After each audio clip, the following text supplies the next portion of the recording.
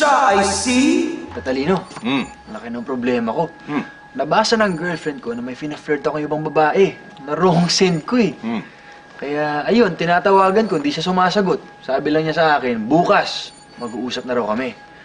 Pero yung tanong ko, may pag-aasa pa ba kaming magkaayos? Iyo, kahit anong plancha, pagka sinuot, nagugusot. Pero pag magaling ka sumagot, basta may butas, may lusot. Ang galing nun. May mga naalala rin ako eh. Salamat po. Talino, problema ako eh. Yung best friend ko kasi parang may gusto dun sa girlfriend ko eh. Ano ba gagawin ko dun? Iyo, ang tunay na kaibigan, lalo sa pagkain, hindi pinagdadamutan. Pwedeng mag-share ng bibingka, basta wag mo lang didilaan. Pwede. Thank you, Tatanino. Okay, makakatulong. Salamat po.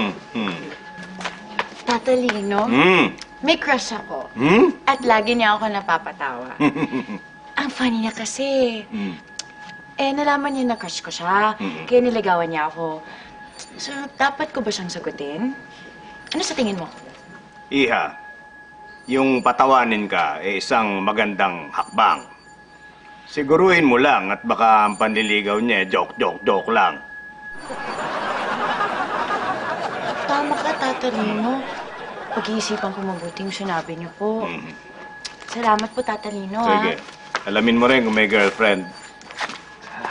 Tatalino, mukhang makulimlim po yung panahon ngayon ah. Wala po bang pasok? Kung gusto mo laging walang pasok, tol. Sana hindi ka lang nag-enroll.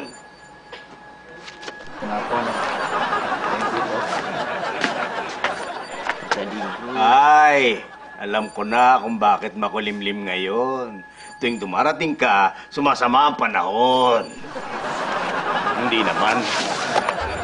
Tatalino! Masama yung pakiramdam!